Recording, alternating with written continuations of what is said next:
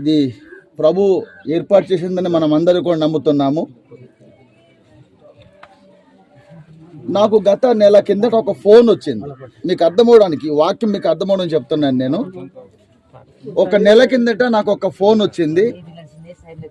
మా ఫ్రెండు ఏలూరు నుండి అరకు వచ్చాడు.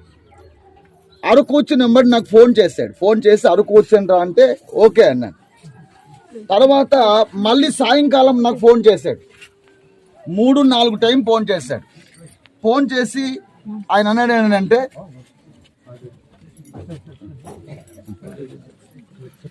ఆయన ఏమన్నాడంటే, ఒరే తిరిగి మళ్ళీ నేను వెళ్ళిపోతున్నాను రా అన్నాడు. ఏరా అంటే, నువ్వు వచ్చిన పని పూర్తి అయిపోయింది అని చెప్పేసి అన్నాడు ఆయన. హల్లెలూయా, నేను వచ్చిన పని పూర్తి అయిపోయిందని చెప్పేసి అన్నాడు ఆయన. ఈ భూమి మీద ఒక మాట ఉంది, పుట్టిన ప్రతి జీవికి ఏం తప్పదంట? చావు తప్పదు. చావు వెనుక పాపికి పాటలు తప్పదన్నాడు. నేను ఆ వ్యక్తిని ఫోన్ చేసినప్పుడు అనుకున్నాను ఏంటంటే, వాడు వచ్చిన పని పూర్తయింది కాబట్టి తిరిగి మళ్ళీ ఆయన తన సొంత గ్రామానికి ఆయన వెళ్ళిపోతా ఉన్నాడు అన్న.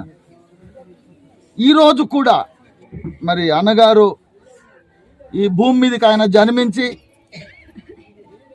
ఇంతకాలం ఆయన పూర్తి చేసుకున్నాడు. ఆయన బతుకాలం అంతా కూడా కాలం చెల్లింది కాబట్టి తిరిగి మళ్ళీ ఈ యొక్క భూమిని విడిచిపెట్టి ఆయన వెళ్ళిపోతా ఉన్నాడు.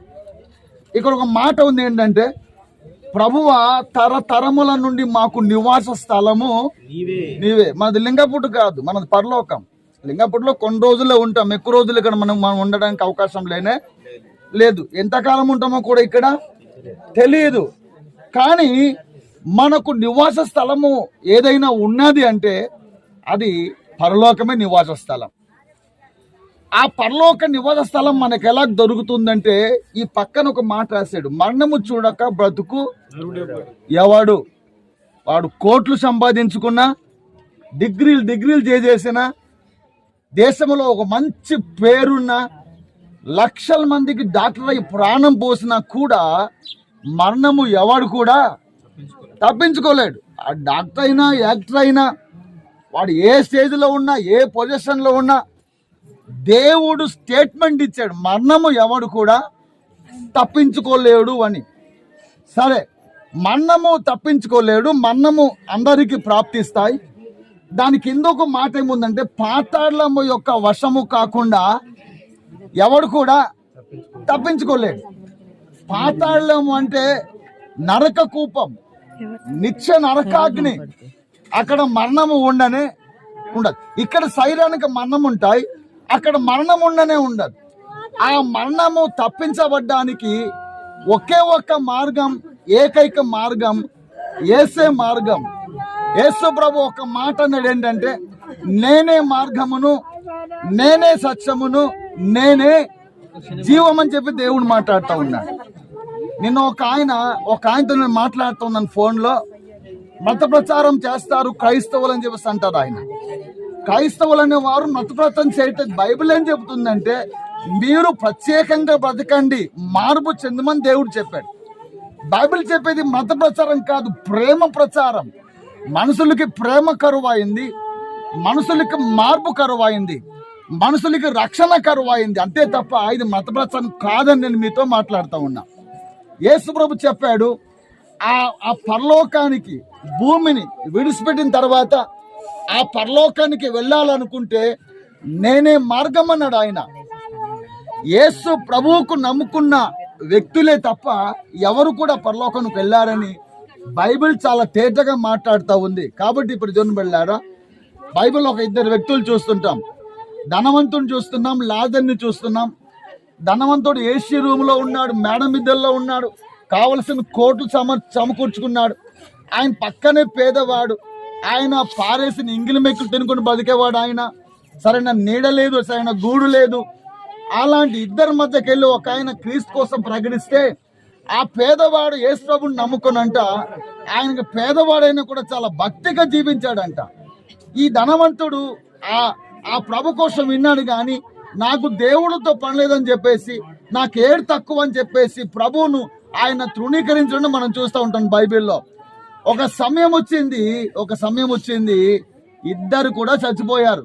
ధనవంతుడు చచ్చిపోయాడు, లాజరు పేదవాడు కూడా చచ్చిపోయాడు. ఈ భూమి మీద అందరు చచ్చిపోతారు. కాకపోతే మనసులో మరణమును గూర్చి పట్టించుకోరు, మరణాన్ని గూర్చి మనసున ఎవరు కూడా పెట్టుకోరు. ఇద్దరు చచ్చిపోయారు. ధనవంతుడేమో నరకానికి వెళ్ళి యమధర్మ అగ్నిగుండంకి వెళ్ళి ఏతన పడతా ఉన్నాడు. ఈ లాజరము స్వర్గానికి వెళ్ళి దేవదూతలాగా మెరుస్తూ అక్కడ ఆయన ఉన్నాడు. అక్కడ సంబంధం జరుగుతుంటే ఆయన ఏమాడానంటే, భూమి మీద అనేక మంది ఈ యొక్క సువార్త ప్రచారం చేసేవారు ఉన్నారు.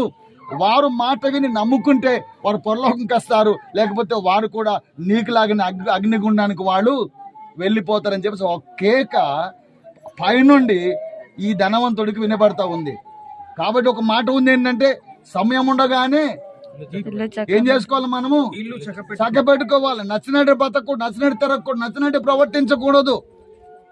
ఇందాక ప్రార్థనలో ఒక మాట విన్నాం, నరుని ఆత్మ యెహోవా పెట్టిన అంటే ఆయన ఇష్టం ఉంటే ఉంచుతాడు, లేకపోతే తీసుకొని వెళ్ళిపోతాం. మన పెత్తనాలు భూమి మీద ఏ మాత్రం కూడా పని చేయదు.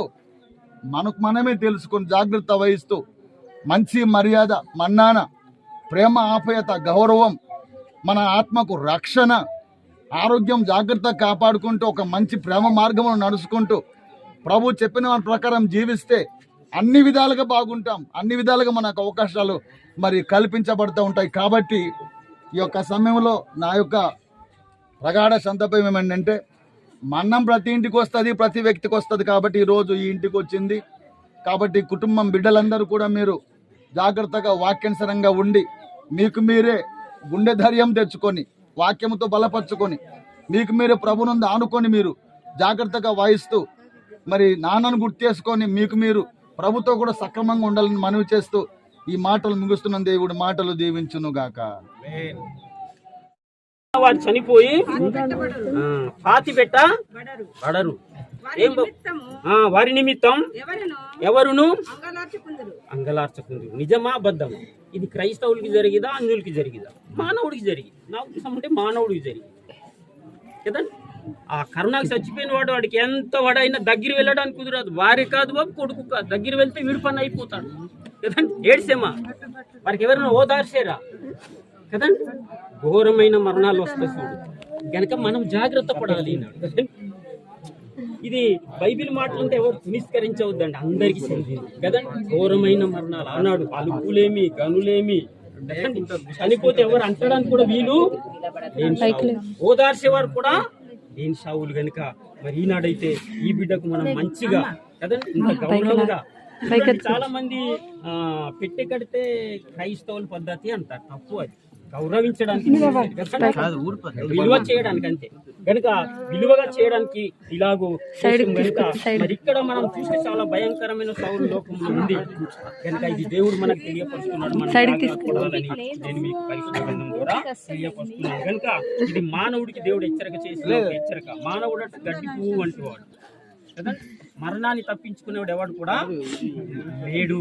కనుక తప్పకుండా ఈ బిడ్డ అయితే మంచిగా చనిపోయాడు, అందరు కూడా సమాధిస్తున్నాం. కనుక మరి ఈ బిడ్డ కొరకు మనం బాధ్యత కలిగినటువంటి వాడిగా ఉండేడు. మరి ఇన్ని ప్రయత్నాలు చేసుకుంటూ ఒక విధంగా దేవుళ్ళలో కూడా కాస్త ఆయనకి ఒక నమ్మకం అనేటటువంటిది ఉండింది. మరి ప్రతి క్రిస్మస్కి ఆయనకి బట్టలు కొంటాం మేము. బట్టలు కొనకపోతే ఆయనకి కొనకపోతే మాకు మనసు ఉండదు. బట్టలు వేసుకొని హాయిగా వచ్చి ప్రార్థనలో పాల్పంచుకుంటారు, దేవుని మాటలు వింటారు. మరి అక్కడ ఏదైనా కార్యక్రమం వంటలు పిండాలు అయినా కూడా అన్ని విషయాలు కూడా మరి అందరితో పాటు కలిసి పని చేసుకునేటటువంటి పరిస్థితులలో ఒక విధమైన నమ్మకం కలిగి ఉన్నాడు. ఆ విషయాన్ని బట్టి ఇంత మంచి విలువైనటువంటి ఈ యొక్క అంతిమ క్రియ జరుగుతూ ఉంది. చాలా సంతోషం, మంచిది. పాస్టర్ గారు, వినయ్ గారు చెప్పినట్లు మరి ఒక విధంగా చూస్తే చాలామంది ఎన్నో సంవత్సరాలు బ్రతికి సరైనటువంటి సమాధి చేయబడడం అనేటటువంటిది ఉండదు. కొంతమందికి చక్కగా దానపరచడం అనేటటువంటిది ఉండదు. అలాంటి జీవితము, అలాంటి యొక్క మరణము, అలాంటి యొక్క మరి వాళ్ళు ఎన్ని రోజులు బతికినా కూడా సుఖం లేదు, మరి విలువ లేదు అని అంటున్నాడు. మరి ఎప్పుడు పుట్టి అప్పుడు చనిపోయినటువంటి పిండం గది చాలా మంచిదట. ఆ పిండం ఎందుకు ఆ మరణం మంచిదంటే ఆ పిండంలో కూడా ఏ పాపము ఏ ద్వేషము అనేటటువంటిది ఉండదు. అందుకని ఆ పిండమ గతి కూడా మరి మంచిది అంటున్నాడు. ఆ పిండమ గతి నేను అంటున్నాడు. ఆ పిండమ గతి కంటే ఇక్కడ ఒక జన్మదినం కంటే మరణదినం చాలా మంచిది అని చెప్పేసి చెప్పబడుతూ ఉంది. కాబట్టి మరి దయచేసి మీ అందరికీ కూడా మనమందరం కూడా ఒక గిరిజనులము, లేకపోతే ఒక తెగవాళ్ళము, లేక మనకు తెలియకపోయినప్పటికీ మనందరికి సంబంధించినటువంటి దేవుడు, ఆ దేవుని యందు భయభక్తి కలిగి ఉండడం అనేటటువంటిదట చాలా మంచిదట. అది చాలా అలాగుండి చనిపోయినటువంటి వారి యొక్క మరణం చాలా విలువ కలిగినటువంటిది. ఒకటి మనుషుల దృష్టికి మనకు అసహ్యంగా ఉండవచ్చు, లేకపోతే ఏదో ఒక రకమైనటువంటి వ్యసంగా ఉండవచ్చు, కానీ దేవుని దృష్టికి మాత్రం చాలా విలువ కలిగినటువంటిదట. దయచేసి మరి ఈయన మరణంతో పాటు మరి చాలా మంది మనంతా కూడా మరణించవలసినటువంటి పరిస్థితి ఉంది. మన మరణానికి ఎవరెందు నమ్మకం కలిగి, ఎవరెందు భయభక్తి కలిగి జీవిస్తున్నాం అనేటటువంటి కూడా మనం ఒక విధంగా ఆలోచన చేసుకొని ఉండాలి. దయచేసి దేవుడైన యెహోవా తన కుమారుడైన యేసుక్రీస్తు వారి యందు ద్వారా మనకు చెప్పబడుతున్న ఈ ప్రతి మాటను పెట్టి దేవుడైన యెహోవా తన కుమారుడైన యేసుక్రీస్తు వారి యందు విశ్వాసం ఉంచటం అనేటటువంటిది మానవాళి యొక్క బాధ్యత అయినట్లయితే తప్పనిసరిగా వారి మరణం చాలా విలువైనటువంటిదిగా ఇక్కడ దేవుడు ఎంచుతా ఉన్నాడు. కాబట్టి మన మరణము మరి తమ్ముడు గారి లాగా ఎంతకంటే ఇంకా మంచిగా మన మరణాన్ని చాలా మంది తిలకించి గౌరవించి సమాధి చేయడానికి సంబంధించినటువంటి మరణాన్ని మనం అందరాన్ని కనడానికి ఆ దేవుడైన యెహోవాను మనం అంగీకరించడం చాలా మంచిది. అలాంటి వారి యొక్క మరణం అట ఆ దేవుడికే ఎంతో విలువైనటువంటిదట. కాబట్టి ఈ సందర్భంలో ఈ క్షణంలో మరి తమ్ముడు గారి యొక్క మరణము చాలా విలువైనటువంటిదిగా నాకైతే కొంచెం తోస్తుంది. ఎవరికి రకంగా ఉన్నదో నాకు తెలియదు, కానీ ఎందుకంటే బతికి నాయందు విశ్వాసం లాస్ట్ మూమెంట్ లో శరీరకంగా చనిపోయిన ఆత్మీయంగా బతికే ఉంటాడు మానవుడు. కాబట్టి ఆ ఆత్మ నిత్యరాజ్యంలోకి వెళ్ళాలట. ఇందాక పాస్టర్ గారు చెప్పినట్టు అన్యుడు కానీ క్రైస్తవుడు కానీ మరి ఏ మతస్థుడైనా సరే పరలోకంలో వెళ్ళాలనేటటువంటి తపన ఉంటుంది వాళ్ళకి. ఆ గురించి ఎన్నో కార్యక్రమాలు చేస్తూ ఉంటారు. మరి ఆ సంవత్సరాలు ఆ కార్యక్రమాలకు అన్నిటికంటే భిన్నమైనటువంటి మాట యేసుక్రీస్తు వారు బతికి నాయందు విశ్వాసం ఉంచినటువంటి వాడు చనిపోయినా బ్రతుకుంటున్నాడు. కాబట్టి చనిపోయి మనం బ్రతకటానికి మన ఆత్మ సిద్ధంగా ఉండాలి. ఆ ఆత్మ ఖచ్చితంగా దేవుని యందు భయభక్తి కలిగి జీవించాలి. ఆ తర్వాత ఆ మరణం చాలా విలువైనటువంటిదిగా దేవుడు అంగీకరిస్తాడని చెప్పేసి మీ అందరికీ తెలియపరుస్తూ మరి ఈ యొక్క కార్యక్రమాన్ని ముగిస్తున్నాము. మరి బాబు ఆడవాళ్ళ నుంచి ఎవరైనా ప్రార్థన చేయండి. చెల్లి గారు మా గారు ప్రార్థన చేస్తారు. మహోన్నతుడా, గొప్ప దేవుడా, ఆశ్చర్యకరుడా, ఆలోచనకర్త, నీ గొప్ప ఘనమైన నామానికి వందనాలు ప్రభు. గడిచిన కాలం అంతయు తండ్రి కాపాడిన విధానం బట్టి నీకు వందనాలు తండ్రి. ఇదిగో ప్రభు, ఈ దినమునైనా తండ్రి మీరు ఈ లోకానికి పంపించినటువంటి మీ కుమారుడు మా మాయగారిని బట్టి మీకు వందనాలు తెలియజేస్తున్నాను తండ్రి. తండ్రి ఈ భూమి మీద బ్రతికినంత కాలం మీరు మంచి ఆరోగ్యం ఆయుష్ అనుగ్రహించారునైనా తన చివరి దినాల్లోనైనా తండ్రి మిమ్మల్ని తెలుసుకోవటానికి తగినటువంటి భాగ్యం అనుగ్రహించారునైనా ఇతను మారు మనసు పొంది ఉన్నారు అనేసి మేము చెప్పినటువంటి సువార్తలను బట్టి మేము విశ్వసిస్తున్నాం నైనా. దేవా నీకు వందనాలు తెలియజేస్తున్నాను తండ్రి. తండ్రి కుటుంబానికి ఓదార్పు ఆదరణ దయచేయించండి ప్రభా. తండ్రి మాయగారి యొక్క మరణం ద్వారా మేము కూడా ఈ లోకానికి శాశ్వతం కాదు, మేమందరం మీరున్న మహాలోకానికి చేరుకోగలము అనేసి మేమైతే విశ్వసిస్తున్నాం. మా ద్వారా మా సహోదరులు సహోదరిమణులు అందరూ రక్షించబడనైనా తండ్రి. పుట్టి తెలుసుకున్నాము ఈ లోకం ఉందని, మరణిస్తే తెలుస్తుంది మరొక లోకం ఉందని తండ్రి. మరణించుకుంటే ముందే శాశ్వతమైన లోకం, మహాలోకం, ఉన్నతమైన లోకం, మీరు మా కొరకు ఏర్పరిచినటువంటి లోకం పరలోకానికి తండ్రి మాయగారి ద్వారా సువార్త అందించిన విధానం బట్టి నీకు వందనాలు తండ్రి. మేమందరము నిజమైన తండ్రి శాశ్వతంగా ఉండేటువంటి ఆ లోకానికి చేరుకోవటానికి భూమి మీద మంచిగా మేమందరము బ్రతకటానికి కృప చూపించండి తండ్రి. మాయగారు యొక్క మరణం ఏమై ఉన్నదో తండ్రి. తండ్రి ఇదిగో ప్రభా, నీ యొక్క బిడ్డల సమక్షంలో ఇటువంటి కార్యక్రమము జరిపించినందుకు నీకు వందనాలు తెలియజేస్తున్నాను.